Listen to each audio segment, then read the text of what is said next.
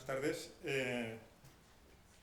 Para mí es un gran honor poder participar en esta sesión de IDEA promovida por la Embajada Alemana y por el Congreso simultáneamente, conjuntamente y por FAGE, naturalmente.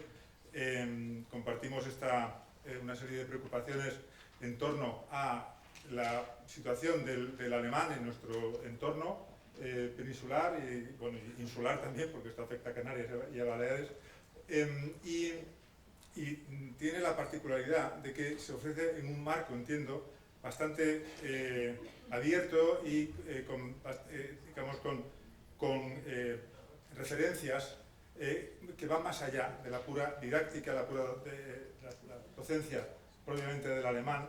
Luego veremos en la mesa redonda que vamos a llevar a cabo, que tenemos la suerte de contar con participantes de entidades alemanas que están haciendo una gran labor de difusión y de recoger impulsos desde España hacia Alemania y viceversa. De manera que lo que yo les quería plantear creo que permite abrir también en nuestro ámbito, probablemente de la docencia del alemán, permite abrir las perspectivas habitual, que es movernos en el entorno del alemán, en la secundaria, el alemán en EOIs, el alemán en universidades, y hacerlo, digamos, teniendo en cuenta que nos movemos en un entorno, el de este país, el Estado autonómico me refiero, en donde las pequeñas medidas que se han adoptado en los últimos años, en una ley que supuso un gran descalabro para muchas iniciativas, que fue la LOMCE del PP y de Wert, resulta que esta ley además incorporaba un par de sugerencias y de apuntes que a su vez tomaba del Consejo de Europa, ahora nos referiremos, que ha desencadenado un gran dinamismo en cómo las comunidades autónomas están enfrentándose a cómo gestionar las segundas lenguas extranjeras. Y aquí en este margen, en este ámbito, creo que se dan sorpresas, para mí por lo menos son sorpresas muy alentadoras y a la vez contradicciones. En lo que les quería comentar son estas cuestiones. La LOMCE, la LOE en el año 2006 y la LOMCE en el año 2013 suponen también en el ámbito de las lenguas modernas una serie de innovaciones importantes. Una que se ha ido implantando en todas las comunidades es la autonomía de centro. La autonomía de centro se ha servido de los idiomas modernos con bastante frecuencia y ahora veremos en qué ámbitos ha sido especialmente fructífero. Y la LOMCE, a su vez, como decía, ha incorporado sugerencias del Consejo de Europa, sobre las que ahora volveremos también, que han llevado a que ciertas comunidades autónomas, unas con más dinamismo, otras con más reservas, pero que todas las comunidades autónomas se hayan pronunciado al respecto. Esta breve ponencia la articulo en lo que ven aquí abajo, evoluciones. ¿Qué evoluciones están dando? Mencionaré los factores, que me parece que son dignos de subrayar, factores, instancias protagonistas, después las contradicciones y los lapsus que ha habido, que algunos son bastante penosos, pero a la vez que se han producido, pues confiamos que se puedan resolver, y los retos, que no afectan solamente al alemán, sino en general al tratamiento de las lenguas modernas en nuestro sistema, y que no podemos inhibir, no podemos extraer el alemán de este entorno. Entre los factores, insisto, unos protagonistas que deben mencionarse de manera indiscutible son las propias comunidades autónomas, los centros escolares, gracias a la autonomía de centros introducida en 2006, gracias también a los proyectos lingüísticos, gracias a cómo los centros han sabido aprovechar lo que son las lenguas extranjeras para facilitar la cohesión y la inclusión, porque efectivamente, en todo el Estado, pero en algunas comunidades más que en otras, se plantean auténticos retos de integración de alumnos con déficits en las lenguas propias. Esto en muchos centros lo están aprovechando para, a la vez, promocionar las segundas lenguas extranjeras. Las AMPAs también siguen aprovechando estos resquicios y la posibilidad de que los centros desarrollen una política de centro que los destaque en la red de centros públicos y de los concertados, que se destaquen mutuamente. Y después los centros concertados, que efectivamente en el conjunto del Estado no están igual de representados. En Andalucía viene a ser un 16, un 20% de la educación, lo que está en manos de los centros concertados. En Cataluña, en el País Vasco, es bastante más, en torno al 45, al 50%. Justamente en el ámbito de lenguas modernas, los centros concertados son un factor de dinamización muy importante, como todos sabemos. A su vez, otro protagonista sería el propio Ministerio, en virtud de las atribuciones que tiene, porque, bueno, según la Constitución, en el artículo 27 y en el artículo 149 se especifica claramente cuáles son bueno, se especifica. Lo de claramente se tuvo que elaborar luego con posterioridad. Durante muchos años tuvo que haber muchas resoluciones del Tribunal Constitucional para determinar qué era competencia de las autonomías, qué era competencia del Ministerio. Pero el Ministerio tiene esta facultad de regulación que precisamente en alemán, en el Ministerio veremos que se ha producido uno de esos lapsus, de esas averías, de esos contratiempos, en que ha ejercido parcialmente sus competencias y se ha quedado a medias. Concretamente, ahí se han dado grandes pasos, pero en otros momentos no se ha acabado de desarrollar. Concretamente en el terreno de la presencia del alemán en la enseñanza, en la educación primaria. Como saben, en España, para que una lengua extranjera sea reconocida como extranjera, se tienen que dar varios requisitos. Uno es que el Ministerio, no las comunidades autónomas, lo incluya en un catálogo. Que esta inclusión se desarrolle en un currículum, o en unos contenidos sintáctico-discursivos, como se llama. Que se cree una especialidad y que haya la posibilidad de acceder a esta especialidad. En alemán se han dado los dos primeros pasos. El alemán está descrito, el alemán es lengua extranjera, el alemán es especialidad en magisterio, pero falta el tercer paso. Mejor dicho, no falta, se dio, pero al cabo de 6 semanas de haberse publicado se retractó el Ministerio y derogó esa regulación. Bien, aquí el Ministerio ha actuado de una manera ambigua, pero contamos también que el Ministerio, con los tiempos que corren, y de hecho hay 2 normas ahora a las que me quiero referir, que también tome nota de la expectativa que hay en toda la población en torno a las lenguas extranjeras. Una es el hecho de que en la LOMCE, seguramente les habrá sorprendido ya alguna vez, se lo han tenido que manejar, no se habla solamente de una segunda lengua extranjera, se habla incluso de una tercera lengua extranjera. Sorprendentemente. Es decir, aparentemente el Ministerio está empujando, y luego veremos que las comunidades autónomas así lo han percibido, están empujando que el nicho histórico que nos corresponde ahora, alemán, se naturalice, que es el de las segundas lenguas extranjeras. Y pequeños indicios de esto lo tenemos, por ejemplo, en una orden que en varias autonomías, en mis cálculos son 6, 7 autonomías, ya se está adoptando, que es la orden del Ministerio de Ciencia, de Cultura y de Educación, Cultura y Deporte, de enero del 18, que regula el acceso, regula la prueba de EBAU. Esta prueba permite que se pondere la segunda lengua extranjera en selectividad.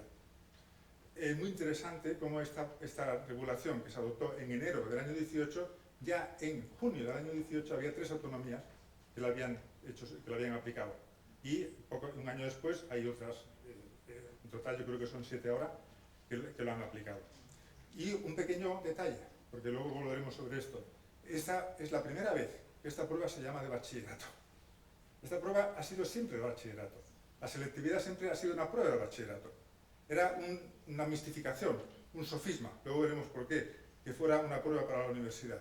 Era una manera de disfrazar otro problema.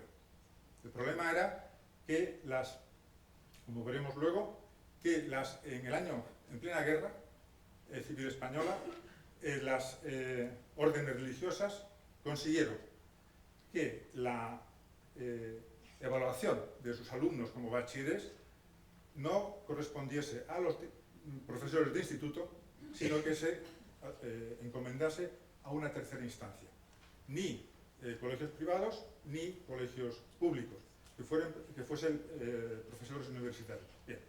Esto es una medida que se adoptó en el año 38, ha tenido muchos nombres, se llamó examen de estado, se llamó PAU, se llamó selectividad y por fin se llama bachillerato. Esto también es un pequeño detalle a tener en cuenta. Otro elemento que ha sido un factor a tener en cuenta son las recomendaciones que se adoptaron, por cierto, en Barcelona, las recomendaciones del Consejo de Europa del año 2002, en que se establecían tres criterios, tres prioridades políticas que deberían irse implantando en materia de lenguas extranjeras. Una era adelantar la primera lengua extranjera, esto lo hicieron todos los países, España y Austria fueron de los que más rápidamente reaccionaron. Introducir CLIL, AICLE, también España se ha destacado, las comunidades autónomas han mostrado mucha cintura y mucha flexibilidad y han aportado enormes cantidades de recursos al AICLE. Veremos que también aquí hay una pequeña contradicción, a pesar de los grandes esfuerzos y los grandes méritos que tiene. Y un hito que se debería alcanzar el año que viene, que seguramente en algunos países se alcanzará, pero no en España, y es que el 75% de los muchachos que acabasen la enseñanza secundaria no obligatoria deberían tener una competencia estimable, no especificada, entonces no había todavía el marco europeo, una competencia estimable en una segunda lengua extranjera. Esto es del año 2002. Esto es lo que ha ido, digamos, impregnando poco a poco en las disposiciones del Ministerio hasta que en el año 2013 la LOMCE recoge esto. Recoge que quien ejecute la LOMCE deberá tener en cuenta esta recomendación, que se debe llegar se tiene que aspirar a esta presencia de la segunda lengua extranjera. Y tras esta recomendación es la que hay detrás de la norma del año pasado, de enero del año pasado, invitando a las comunidades a que evalúen, o a las universidades a que evalúen tengan en cuenta la segunda lengua extranjera. De todas maneras, las cifras han sido siempre bastante deprimentes, especialmente a partir de que en el año 11 cambiaron los criterios de selectividad, como saben. Las cifras en la ESO son bastante esperanzadoras, se alcanzó rápidamente un 52% de alumnado que estaba estudiando una segunda lengua extranjera, pero al año siguiente caía en cuanto acababa la ESO y los muchachos entraban en el bachillerato. Como esta materia no entraba en selectividad, naturalmente el atractivo desaparecía absolutamente, con lo cual todo el sistema incurría en una profunda contradicción, como veremos luego también en torno a otra cuestión. Bien, y es por esta, digamos, la inutilidad de la segunda lengua extranjera en esta franja del 10 al 14. Otros factores, bueno, me repito, pero tengo que subrayarlo, que es que el hecho de que las comunidades autónomas actúen, de hecho, como una especie de ayuntamientos grandes, es decir, son muy sensibles a lo que ocurre en su territorio y pueden graduar muy bien también digamos, el margen que les deja el Ministerio en materia de lenguas y lo que espera la población. Y así se explicaría lo que lamentablemente es que no estaba bien informado sobre el volumen, sobre cuántos seríamos en la sala, y no he hecho suficientes copias. Este mapa, que lo tienen, lo pondremos a disposición de la organización naturalmente. Este mapa es el resultado de lo que ha ocurrido en estos 4 años. Es un mapa normativo, no cuantitativo, no indica cifras de alumnos. Las normas son cómo son de diferentes las soluciones que se han adoptado en comunidades autónomas. Como cuanto más oscuro, mayor implantación de la segunda lengua extranjera en primaria. No hablamos ni de secundaria, en primaria. Cuanto más claro, y hacia el rosa, es menor presencia. No es de extrañar que las zonas rosadas sean precisamente las zonas bilingües. Es decir, Galicia, Asturias, País Vasco, Valencia y Baleares. Cataluña, curiosamente, no es de las más renuentes a las lenguas extranjeras en la primaria, pero este resultado yo creo que nos da idea del potencial que suponen las comunidades autónomas para dinamizar una política de lenguas en fin, que sintonice con las expectativas de la población y con sus propias dinámicas internas de política de centro, etc. Esto sería... Sí. Gracias. Gracias. No era mi percepción, pero naturalmente yo no lo domino todo. No, se tiene que decir que de esta manera, he dicho en general las comunidades bilingües, pero La Rioja precisamente se comporta como una comunidad bilingüe, curiosamente. La Rioja aquí tiene una norma, bueno, no sé cuál es la razón, pero tiene una norma que es la propia una resistencia, digamos, a las segundas lenguas parecida a la del País Vasco. Pero no Navarra. Navarra es de las comunidades, como diríamos, no tanto, o sea, incluso más que Cataluña, que se muestran muy abiertas hacia las segundas lenguas extranjeras en la primaria. Este es un elemento a tener en cuenta. Y el otro elemento a tener en cuenta es que no podemos ignorar la educación primaria, porque la educación primaria naturalmente condiciona la opción de la educación secundaria. El alemán hasta ahora ha sido una opción, en los últimos 20 años, ha sido una opción de la ESO. No del bachillerato, porque el bachillerato, como era segunda lengua, no contaba. Era prácticamente de la ESO o de EOI. Hoy día, el alemán tiene que empezar a ser una opción también de primaria. Y esto es una cosa muy complicada, como veremos luego. Las contradicciones a que me refería son tres también. La más notable, ya la he comentado, el ministerio con el alemán pues, ha errado, ha seguido una política errática.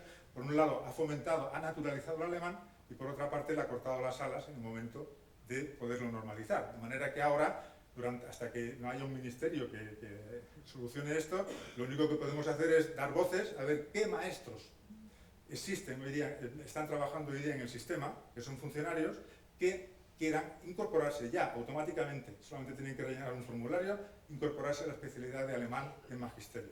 Porque formalmente la especialidad existe, pero materialmente no se puede ingresar por oposición. O sea que cuantos más descubramos, tanto mejor. Este sería una contradicción, otra, que supone para todos nosotros luego una serie de tareas también y de retos. Una segunda contradicción es, ya lo comentábamos, los números de España en materia de segunda lengua extranjera en la ESO y entre la ESO y el bachillerato.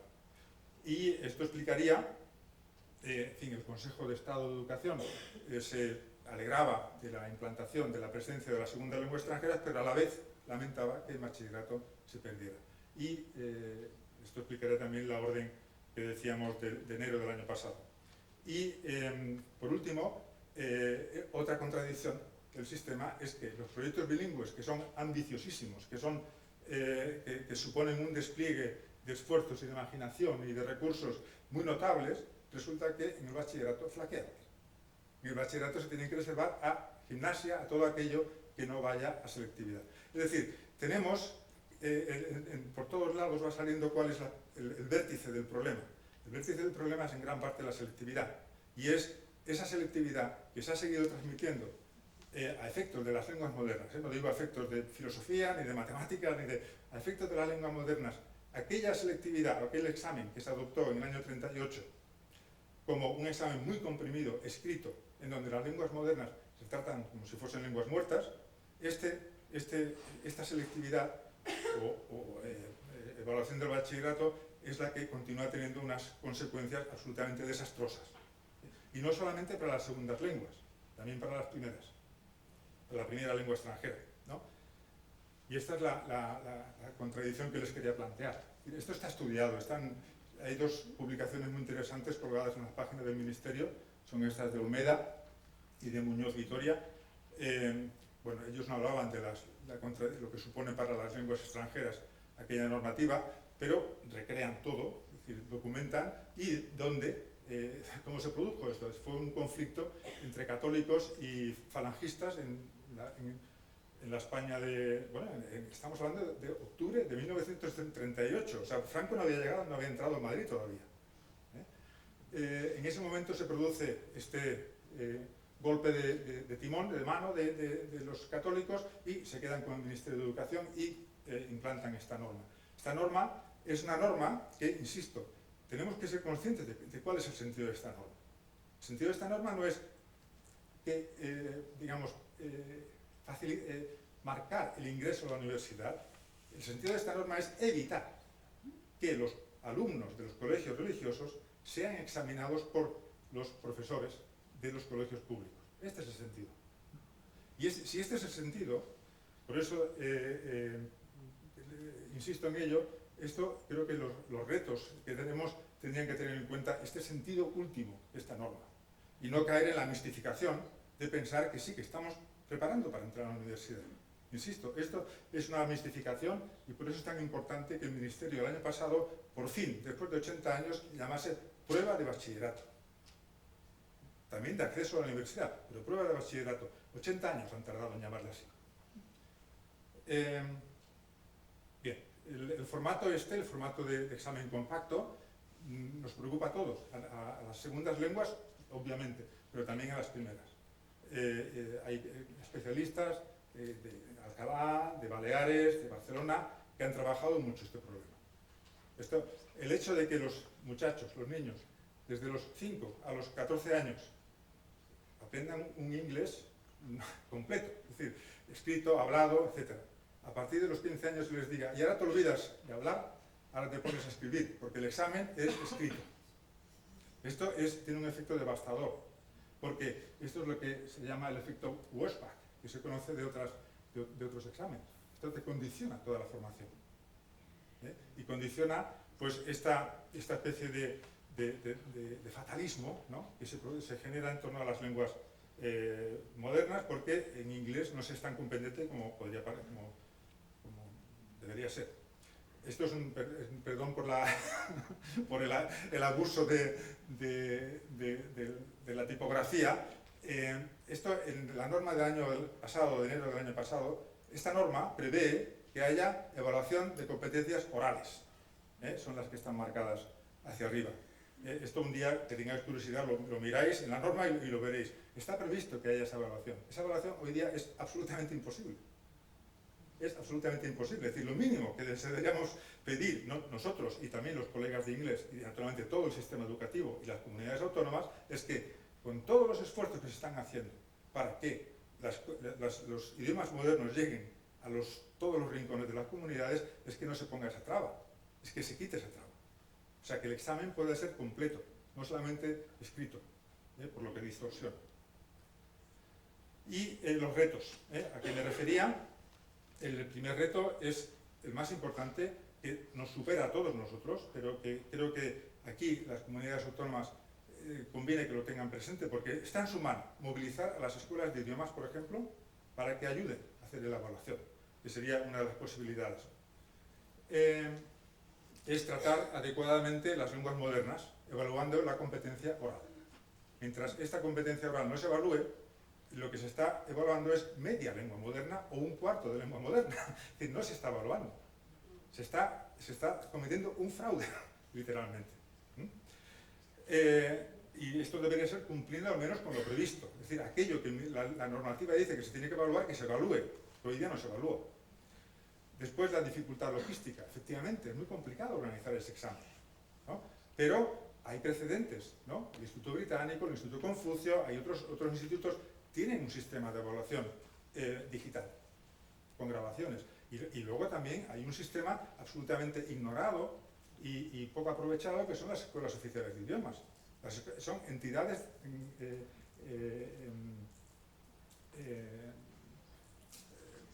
acreditadoras por excelencia, ¿no? Y no se utilizan. Esto deberíamos intentar también, creo yo, que debería ser una vía para deshacer el mito o contrarrestar el mito de que esto logísticamente es imposible. Es complicado, pero no es imposible. Y después también que las comunidades autónomas se hagan cargo de que con todos los esfuerzos que se están haciendo en AICLE, en los centros bilingües y introduciendo las segundas lenguas, todo esto se va por el desagüe mientras no se toque ese punto culminante de todo el sistema, que es la prueba de lengua moderna de la selectividad. Mientras no se toque eso, estaremos condenados a lo mismo, es decir, serán deseos.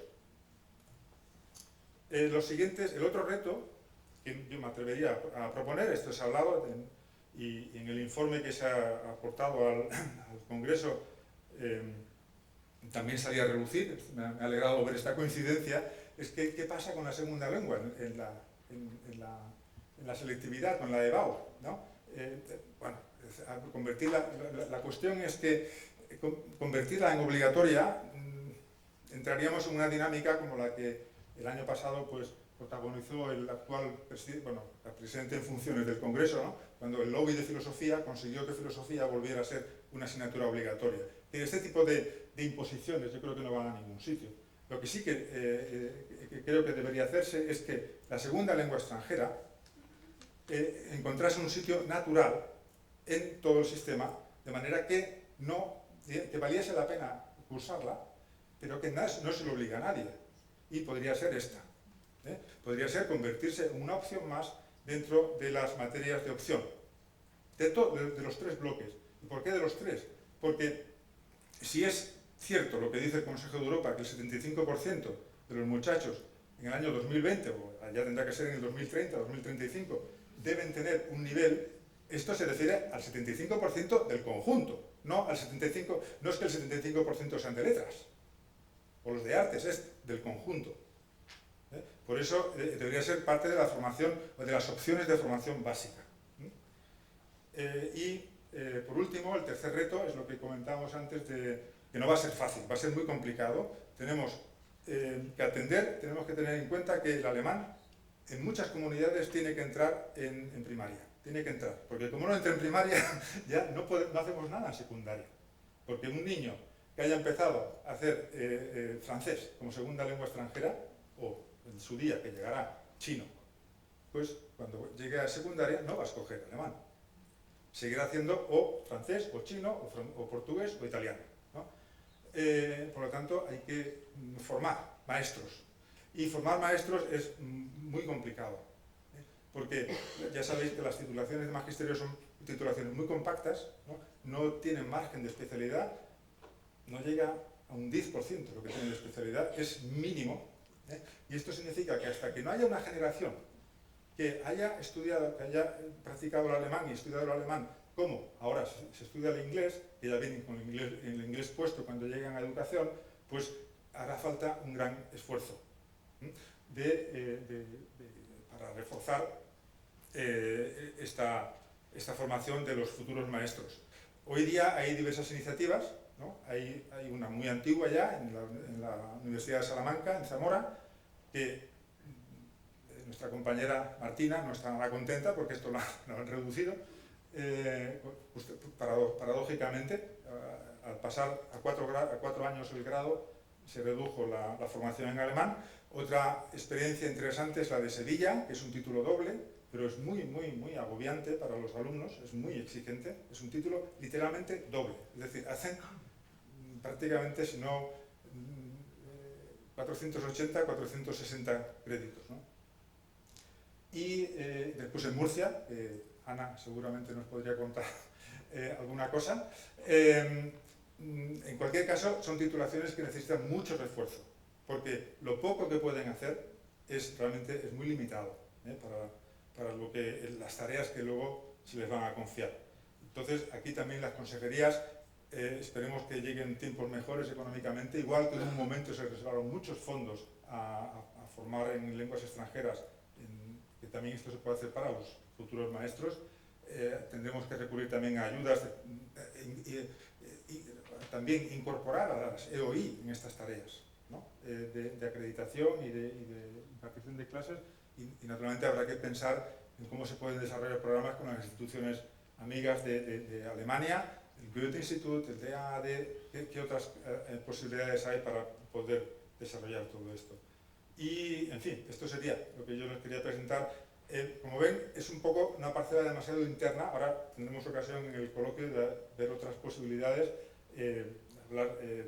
Bárbara nos contará también de la experiencia en el norte de la península, y veremos también qué posibilidades ofrecen a la enseñanza que ella se está impartiendo, pero yo no quería desaprovechar la ocasión que se me ha facilitado de contarles algo para llamar la atención sobre esto. El mapa, insisto, el mapa de la segunda lengua extranjera en primaria creo que es muy significativo del potencial que tienen las comunidades, y los retos que tenemos en 3 temas muy complicados tampoco no son grano de anís, diríamos, ¿no?